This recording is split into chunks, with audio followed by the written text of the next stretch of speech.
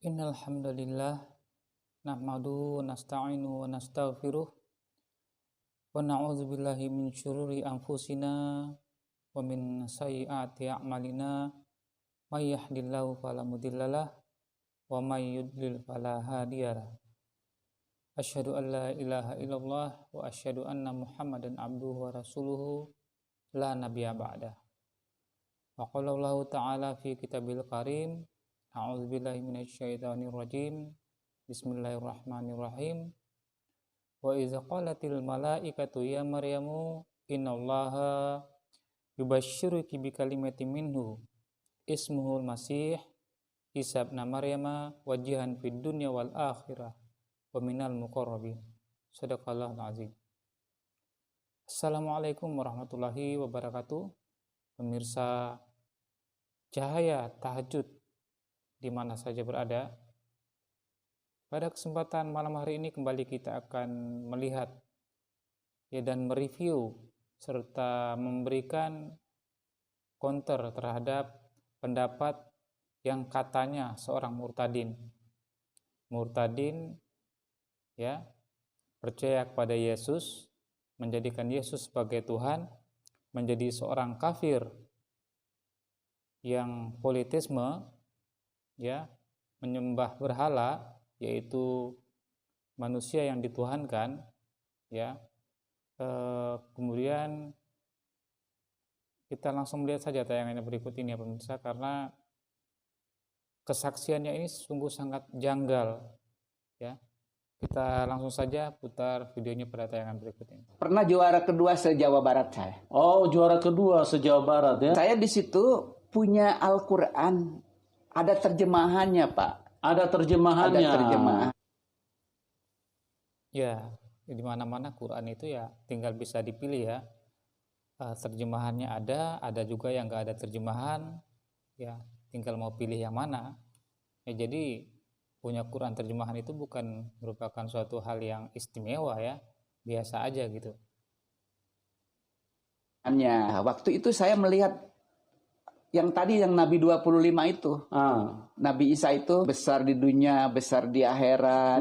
Bahkan saya kan setiap hari membaca surat Al-Fatihah itu, Siratal Mustaqim, tunjukkanlah aku Siratal Mustaqim. Oke, yang dimaksudnya murtadin ini katanya besar di dunia, besar di akhirat ya. Jadi nampaknya ini kalau kita lihat dari kesaksian murtadin ini tidak paham tentang Islam ya. Tidak paham tentang Al-Quran. Ya barangkali dia ini Kristen tulen, kafir tulen, tapi baru mempelajari Al-Quran sebentar saja, baru mempelajari Al-Quran sedikit saja, dia sudah berani membuat suatu keputusan tentang Al-Quran yang mendukung keimanan doktrin ketuhanan Yesus itu tadi. Ya mungkin ayat yang dia kutip, ya yang menurut saya yang dia kutip itu adalah surat Al-Imran, surat ketiga ayat ke-45 yang sudah saya bacakan tadi di mukadimah tadi, ya yang katanya besar di dunia, besar di akhirat. Ya barangkali mungkin yang dimaksud itu adalah kata wajihan fid dunya wal akhirah wa minal muqarrabin ya. Kita bisa lihat lagi di dalam surat ketiga, surat Al-Imran ayat ke-45 itu di sana dikatakan ya a'udzubillahi minasyaitonir rajim, bismillahirrahmanirrahim. Wa idza qalatil malaikatu ya Maryamu innallaha yubashshiruki bikalimatin minhu ismuhul masih Isa ibn Maryam wajihan fid dunya wal akhirah wa minal muqarrabin. Dan ingatlah ketika malaikat berkata pada Maryam, "Hai Maryam, sesungguhnya Allah memberikan kabar gembira kepada kamu dengan kelahiran seorang anak yang suci. Namanya adalah Al-Masih, Isa putra Maryam. Wajihan fid dunya wal akhirah, ya, terkemuka di dunia dan di akhirat, dan termasuk orang-orang yang didekatkan kepada Allah." Mungkin ini yang dimaksud oleh murtadin tadi, ya, sehingga dia mengatakan bahwa Yesus itu besar di dunia, besar di akhirat, terkemuka di dunia dan terkemuka di akhirat. Ya itu tentu saja benar ya. Itu tentu saja benar. Ya, tidak salah yang dikatakannya itu bahwa memang Yesus atau Isa Al-Masih memang terkemuka di dunia dan di akhirat dan termasuk orang-orang yang didekatkan kepada Allah. Tetapi orang yang terkemuka di dunia dan di akhirat itu bukan saja Yesus, tetapi semua orang-orang yang bertakwa itu adalah orang-orang yang terkemuka di dunia dan di akhirat, dan termasuk orang-orang yang didekatkan kepada Allah. Kita bisa lihat di dalam Al-Qur'an ya, surat ke-56 ayat ke-11, yaitu surat Al-Waqiah. Di sana dikatakan ya, surat Al-Waqiah ayat ke-11. Di sana dikatakan bahwa orang-orang yang terdahulu ya, mereka itulah orang-orang yang didekatkan kepada Allah. Orang-orang yang terdahulu masuk surga, mereka itu adalah orang-orang yang didekatkan kepada Allah. Bahkan para malaikat juga di banyak ayat Al-Quran juga, yaitu dikatakan bahwa mereka lah termasuk yang didekatkan kepada Allah, termasuk orang-orang yang didekatkan kepada Allah. Jadi bukan cuma Yesus saja. Jadi inilah bahayanya kesalahan kita menafsirkan Al-Quran, lalu kita mengambil satu kesimpulan yang salah, bahwa ketika Al-Quran mengatakan Yesus itu terkemuka di dunia dan di akhirat, dan termasuk orang-orang yang didekatkan pada Allah, wah berarti Yesus ini Tuhan ini, langsung murtad ya. Jadi sayang sekali, makanya begitu pentingnya akal itu di dalam Islam. Banyak ayat di dalam Al-Quran yang mengatakan ya tidakkah kamu menggunakan akal? Sedikit sekali mereka itu menggunakan akal ya. Bahkan Allah mengutuk orang-orang yang tidak menggunakan akal itu mereka adalah orang-orang yang seburuk-buruk makhluk ya. Alangkah ruginya orang-orang yang tidak menggunakan akalnya. Jadi memang murtadin ini adalah termasuk orang-orang yang tidak mempergunakan akalnya. Ini bukan kata saya, tetapi kata Al-Quran ya. Inilah pentingnya kita itu menggunakan akal, agar kita itu tidak terjerumus ke dalam kebodohan dengan kesalahan dalam menafsirkan ayat-ayat Al-Quran. Jadi hanya melihat satu ayat tanpa melihat konteksnya ya, lalu tanpa melihat dengan ayat-ayat yang lainnya, lalu berani mengambil satu kesimpulan yang salah. Ini adalah memang rata-rata kebiasaan para murtadin dan para orang-orang yang mengaku murtad ya, lalu mengambil satu ayat Al-Quran lalu mendukung dari doktrin ketuhanan Yesus ya. Ini adalah salah satu dari ayat-ayat favorit, yaitu surat ketiga, surat Al-Imran ayat ke-45 ya. Jadi sudah jelas ya pemirsa, bahwa ayat ini ya tidak saja berlaku kepada Yesus, tetapi seluruh orang-orang yang beriman, bahkan para malaikat juga termasuk orang-orang yang didekatkan kepada Allah, yaitu ulaikal muqarrabun ya. Lalu jika kita lihat lagi konteks dari ayat Al-Quran ini ya, sebenarnya ini adalah ungkapan sanjungan semetik ya. Bahasa Arab seperti itu, bahasa Ibrani seperti itu ya, tetapi bahasa Kristen tidak seperti itu. Bahasa Kristen itu literlek ya. Jadi kitab suci itu, umat Kristen itu sebenarnya tidak punya kitab suci ya. Mereka tidak punya bahasa mulia. Bahasa mulia itu artinya adalah bahasa kitab suci, bahasa yang aslinya ya. Salah seorang dari kalau saya nggak salah itu coba bisa dilihat dari Karen Armstrong ya. Karen Armstrong itu mengatakan begini di dalam bukunya ya, yang pernah saya baca, saya ingat ya. Dia mengatakan begini, it is difficult for somebody who's grow up in Christianity to understand the Quran because they don't have a secret language like the Muslim have, or in the Arabic Quran, like the Jews have in Hebrew Torah ya. Seperti itu kata Karen Armstrong, yang artinya adalah bahwa sangat sulit bagi orang-orang Kristen itu untuk memahami Al-Quran, seperti halnya orang Islam yang punya Al-Quran dalam berbahasa Arab, dan juga orang-orang Yahudi yang punya Torah atau Nevi'im, Ketubim, kitab para nabi dan kisah-kisah ya di dalam umat Yahudi itu yang tertulis di dalam bahasa Ibrani ya. Tetapi kalau di dalam Kristen ya, but in Christianity it is Jesus himself ya, adalah Yesus sendiri ya. Jadi tidak ada kesuciannya di dalam Alkitab itu sedikit pun Ya, karena orang Kristen itu tidak punya bahasa mulia. Makanya tersesatlah orang Kristen itu ketika mereka itu menerjemahkan Al-Qur'an. Ya. Semakin mereka tuh menerjemahkan Al-Qur'an, makanya mereka itu tersesat. Jadi kepada orang-orang Kristen di mana saja berada, ketika menerjemahkan Al-Qur'an, makanya tanya dulu kepada muslim itu agar kalian jangan tersesat. Karena kalian itu menurut Karen Armstrong, ya, kalian itu tidak punya bahasa mulia. Ya, inilah celakanya. Ya, kalau di dalam bahasa lain, ya, di dalam bahasa lain ketika para apologet muslim itu menggunakan suatu istilah yang sama benarnya dengan Karen Armstrong, yaitu umat terjemahan. Ya, ini memang cocok. Apa yang dikatakan oleh para apologet muslim terhadap umat Kristen itu adalah umat terjemahan, ya.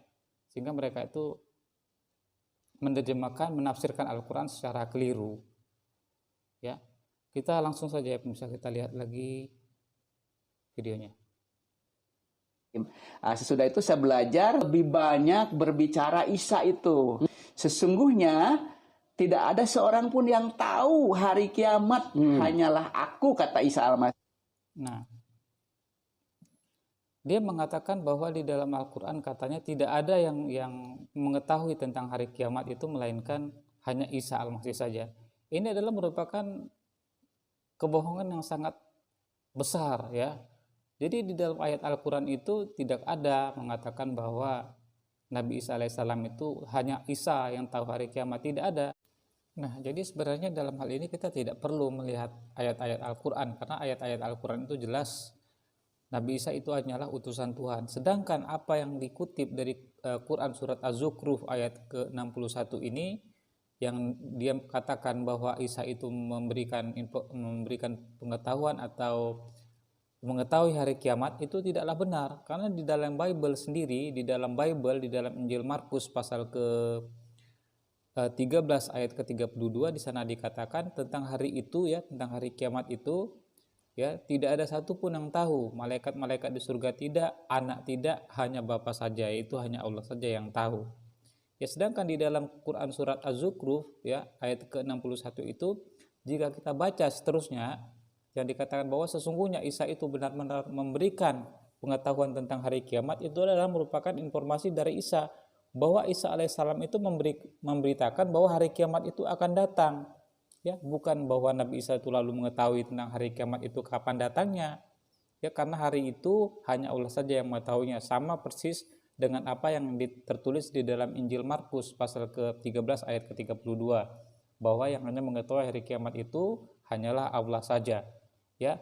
Dan jika kita lihat di dalam di dalam Al-Qur'an tadi surat Az-Zukhruf itu tadi, setelah di ayat dan sesungguhnya Isa itu memberikan benar-benar memberikan pengetahuan atau informasi tentang hari kiamat, ya, karena itu janganlah kamu ragu-ragu tentang kiamat itu dan ikutilah aku, inilah jalan yang lurus. Ayat seterusnya, ya, dan sesungguhnya Allah, dialah Tuhanku yang Tuhanmu, maka sembahlah dia, inilah jalan yang lurus. Jadi di sisi lain murtadin ini selalu membangga-banggakan bahwa Yesus itu Tuhan, bahwa Isa itu Tuhan, lalu mengutip-ngutip ayat Al-Qur'an tetapi sepotong dengan kesalahan tafsir dan arti yang sangat parah, lalu hanya mengutip satu ayat tanpa melihat ayat yang setelah itu, di mana ayat setelah itu Isa alaihissalam atau Yesus sendiri memberikan keterangan bahwa sesungguhnya Allah adalah Tuhanku dan Tuhanmu, sembahlah dia, sesungguhnya inilah jalan yang lurus. Jadi Isa alaihissalam itu hanya menyuruh untuk menyembah kepada Allah saja, sama persis ketika Yesus di dalam Injil Lukas pasal ke-6 ayat 12, Yesus sendiri, ya, semalam-malaman itu berdoa kepada Allah atau menyembah kepada Tuhannya. Ya, jadi jelas Yesus itu bukan Tuhan. Ya, jadi dalil tentang pendapat yang mengatakan bahwa Yesus itu adalah Tuhan merupakan suatu penyesatan yang luar biasa yang memang sengaja digembar-gemburkan oleh murtadin, bahkan oleh orang-orang yang mengaku murtadin. Jadi kebanyakan orang-orang yang mengaku murtadin ataupun murtadin itu tidak paham terhadap ayat Al-Qur'an, ya. Jadi itulah celakanya, hanya mengutip ayat-ayat Al-Qur'an itu sepotong-sepotong gitu, ya. Kita lanjut misalnya. inilah jalan yang lurus. Saya dari situ ketemplak sama firman itu. Jadi Bapak percaya Tuhan Yesus itu bukan karena diinjili orang? Enggak ada, saya emang enggak ada yang berani nginjil, saya ustaz. Nah, jadi katanya dia percaya kepada ketuhanan Yesus gitu ya, dengan membaca Al-Quran ya, surat Al-Imran surat ketiga ayat ke-45 tadi, lalu dibandingkan dengan surat Az-Zukhruf surat ke-43 ayat ke-61, bahwa Yesus itu memberikan pengetahuan tentang hari kiamat. Lalu dikatakan oleh Murtadin ini, Yesus itu mengetahui tentang hari kiamat. Ini adalah suatu memang kesalahan yang sangat fatal yang sering kali disesatkan ya oleh Murtadin ini ya, untuk mendukung doktrin ketuhanan Yesus, yang dimana Yesus sendiri itu hanya menyuruh untuk menyembah kepada Allah semata. Nah, berikut kita saksikan lagi ya pemirsa, seorang murtadin berikutnya ya, kita lihat bagaimana kesaksiannya. Sholat duha saya kerjakan, sholat duhur sebelum dan sesudah. Jadi itu udah berapa rakaat itu? 2 rakaat, 4 rakaat, 2 rakaat, jadi 6 rakaat sekali sholat. Sombong amat. 8, 2, 2, 4, 8. Itu sehari itu saya bisa berapa sujud-sujud gini sudah tidak karuan berapa banyak. Hebat banget ya. Wow. Jadi saya percayanya, saya ikut. Ya Allah, jalan lurus. Ihdinas siratal mustaqim. Di mana? Oh gitu. Jawabannya Bapak Ibu Saudara menggema dari hati saya. Saya seperti dilingkupi, dikuasai oleh kuasa, tapi yang tidak menakutkan, tapi membuat saya gemetar. Padahal tidak ada suara, hanya dari dalam hati saya. Kalau kamu mau masuk surga, kamu ikut Yesus. Oh gitu. Jadi kalau kamu mau masuk surga, kamu ikut Yesus, gitu ya pemirsa ya. Nah, jadi kita lihat, jadi inilah kebiasaan para murtadin pada umumnya yang memang mengutip-ngutip ayat Al-Quran, lalu dihubung-hubungkannya dengan ayat Bible. Ya, jadi sebenarnya kita juga sebagai umat Islam, ya juga umat Kristen juga mempunyai hak untuk mengkoreksi kita sebagai umat Islam ya, ketika kita itu mengutip ayat-ayat Bible itu ya, mereka juga berhak untuk mengkoreksi kita sejauh apa yang mereka koreksi itu adalah logis gitu ya. Tetapi jika kita lihat dari murtadin yang satu ini, ketika dia mengutip dari ayat-ayat Al-Quran, salah satu ayatnya itu adalah ihdinas siratal mustaqim, tunjukkanlah kami jalan yang lurus. Lalu dikait-kaitkannya dengan ayat Bible yang dikatakan bahwa Yesus itu adalah jalan yang lurus. Ya, kita bisa pastikan bahwa apa yang murtadin ini sebutkan adalah merupakan suatu kesalahan yang besar. Dia sendiri salah dalam menafsirkan ya, menafsirkan ayat Al-Quran itu, bahwa ketika muslim itu berdoa tunjukkanlah kami jalan yang lurus. Jalan yang lurus itu adalah Yesus. Nah, ini kan nggak fair gitu ya, ini nggak logis gitu. Karena ayat Al-Quran itu ketika kita berdoa tunjukkanlah kami jalan yang lurus, apa ayat setelah itu? Yaitu siratal ladzina an'amta 'alaihim ghairil maghdubi, kepada mereka ghairil maghdubi 'alaihim waladdallin, yaitu bukanlah jalan orang-orang yang kamu murkai dan juga bukan jalan orang-orang yang sesat, yaitu jalan orang-orang yang Kau beri nikmat kepada mereka. Siapa orang-orang yang Allah itu beri nikmat kepada mereka? Yaitu orang-orang yang hanya menyembah kepada Allah saja, yang mengikuti dari ajaran Yesus. Kita sendiri sebagai umat Islam adalah lebih Kristen daripada umat Kristen sendiri dalam hal mengikuti ajaran Yesus. Kita umat Islam menyembah hanya kepada Allah saja.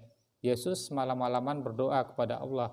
Di dalam Injil Lukas ayat ke 12 dari pasal ke-6, Yesus itu semalam-malaman berdoa kepada Allah. Kita bisa lihat juga di dalam Injil Markus pasal ke-12 ayat 29 sampai dengan 32, Yesus sendiri mengajarkan bahwa hukum yang terutama, dengarlah hai orang Israel, Tuhan Allah kita, Tuhan itu satu, Tuhan itu Esa. Lalu ya, orang-orang Yahudi juga ya seorang rabi Yahudi itu juga membenarkan Yesus. Apa katamu itu? Bahwa dia Esa, bahwa tidak adalah yang lain kecuali dia. Ya, dan di dalam ayat-ayat yang lain juga ketika Yesus itu dicobai oleh iblis di dalam Injil Matius pasal 4 ayat 8 dan Lukas 4:10, Yesus sendiri mengatakan, sebab ada tertulis, haruslah engkau menyembah kepada Tuhan Allahmu saja dan hendaklah kepada dia saja engkau berbakti. Dan juga di dalam banyak ayat yang lain, Yesus itu tentu saja mengikuti apa yang dirisalahkan oleh Nabi Musa sebelum itu, karena Yesus sendiri tidak membatalkan hukum Taurat. Ketika tertulis di dalam Taurat, di dalam kitab Ulangan pasal ke-6 ayat 4 dan 435, Syama Yisrael Adonai ilahainu Adonai Echad. Ya, Adonai ilahainu Adonai Echad. Ya. Dengarlah ya orang Israel, sungguhnya Tuhan Allah kita, Tuhan itu Esa. Jadi ketika murtadin ini mengatakan bahwa Yesus itu adalah jalan yang lurus sehingga Yesus itu Tuhan dan harus disembah, ini adalah kesesatan yang luar biasa yang dia kutip dari ayat-ayat Al-Quran dan mengkait-kaitkannya dengan ayat Bible, lebih sesat lagi. Dan dia sendiri tidak paham tentang konteks ayat Bible itu. Ya, kita bisa berkesimpulan bahwa apa yang dikait-kaitkannya dengan ayat Bible ya tentang jalan yang lurus itu adalah pengakuan di dalam Yesus di dalam Injil Yohanes pasal ke-14 ayat 6. Jadi inilah kebiasaan para murtadin, ya orang-orang Kristen yang selalu merasa mendapat bisikan dari Roh Kudus, mengkait-kaitkan surat Al-Fatihah tadi, tunjukkanlah kami jalan yang lurus, dikait-kaitkannya dengan Injil Yohanes pasal 14 ayat 6. Akulah jalan dan kebenaran dan hidup, tidak ada seorang pun yang datang kepada Bapa kalau tidak melalui aku. Padahal ayat itu adalah ayat tentang ada hubungannya dengan ayat pertamanya. Ya, kita bisa baca di dalam ayat pertamanya di dalam Injil Yohanes ya pasal 16, janganlah gelisah hatimu, percayalah kepada Allah, percaya kepadaku. Di rumah Bapakku banyak tempat tinggal, jika tidak demikian aku telah mengatakan kepadamu, sebab aku akan pergi ke situ dan menyediakan tempat bagimu. Dan apabila aku telah pergi ke situ, aku akan datang kembali dan membawa kamu ke tempatku, sebab tempat di mana aku berada, kamu pun berada. Lalu Thomas berkata kepada Yesus, ya Tuhan Guru, kami tidak tahu kemana engkau pergi. Ya, Thomas sendiri mengatakan pada Yesus, Guru, bukan Tuhan. Ya, Thomas mengatakan, Tuhan Guru, kami tidak tahu engkau kemana engkau pergi, lalu kami tahu kemana engkau harus pergi kemana, sebab kami tidak tahu jalan ke situ. Lalu di ayat 6-nya, apa kata Yesus? Akulah jalan dan kebenaran dan hidup. Tidak ada seorang pun yang datang kepada Bapa jika tidak melalui aku. Jadi sebenarnya ayat ini adalah konteks, indikasi bahwa Yesus itu akan pergi. Ya, ayat ini ada hubungannya dengan Injil Yohanes pasal ke-16 ayat 7. Yesus sendiri mengatakan, ya, namun benar yang kukatakan ini kepada kamu adalah berguna bagi kamu jika aku pergi. Ya, di dalam ayat 12, masih banyak hal yang harus kukatakan kepadamu, tetapi kamu belum bisa menanggungnya. Tetapi apabila ia datang, yaitu Roh kebenaran, ia akan memimpin kamu ke dalam seluruh kebenaran. Sebab ia tidak akan berkata-kata dari dirinya sendiri, tetapi segala sesuatu yang didengarnya, itulah yang akan dikatakannya. Dan ia akan memuliakan aku, sebab itu ia akan memberitakan kepadamu apa yang diterimanya daripadaku. Jadi Yesus sendiri menubuatkan akan kedatangan seorang utusan Tuhan setelah dirinya yang akan memuliakan Yesus dan ibunya. Jadi satu-satunya sosok manusia di muka bumi ini dalam panggung sejarah dunia hanyalah Nabi Muhammad SAW saja yang memuliakan Yesus dan ibunya Maria. Tidak ada satupun kitab suci di muka bumi ini yang memuliakan Yesus. Dari segala macam tuduhan Yahudi dan Nasoro, hanyalah Islam saja. Ya, kita bisa lihat juga keterangan ini di 1 Yohanes pasal ke-4 ayat ke-1 ya. Namun saudara-saudaraku yang kekasih, janganlah percaya akan setiap roh, tetapi ujilah roh-roh itu, ya apakah mereka berasal dari Allah. Sebab banyak nabi-nabi palsu yang telah pergi dan muncul ke seluruh dunia. Demikianlah kita mengenal roh Allah. Setiap roh yang mengatakan bahwa Yesus adalah Mesias, Yesus Al-Masih telah datang, itu berasal dari Allah. Bahwa Yesus Kristus adalah manusia, berasal dari Allah. Apa kitabnya? Jadi kesimpulannya dari ayat itu adalah dari 1 Yohanes pasal 4 ayat 1 tadi itu, setiap nabi atau roh yang mengatakan bahwa Yesus itu telah datang sebagai manusia, Yesus adalah Al-Masih yang diterjemahkan menjadi Kristus, itu adalah dari Tuhan. Kita bisa lihat kitab sucinya. Kitab suci mana yang mengatakan bahwa Yesus ini adalah Al-Masih? Kita bisa lihat di dalam Al-Qur'an surat ketiga Al-Imran ayat ke-45 ya, wa iz qalatil malaikatu ya Maryamu innallaha yubashshiruki bi kalimatin minhu ismuhul Masih Isa bin Maryam wajin fid dunya wal akhirah wa minal muqarrabin. Dan ingatlah ketika Allah berkata kepada Maria, hai Maria, sesungguhnya aku memberikan kabar gembira dari Allah akan kelahiran seorang anak yang suci yang namanya adalah Al-Masih Isa putra Maryam. Jadi jelas hanya Al-Quran saja, kitab suci di muka bumi ini yang mengatakan bahwa Yesus adalah Al-Masih.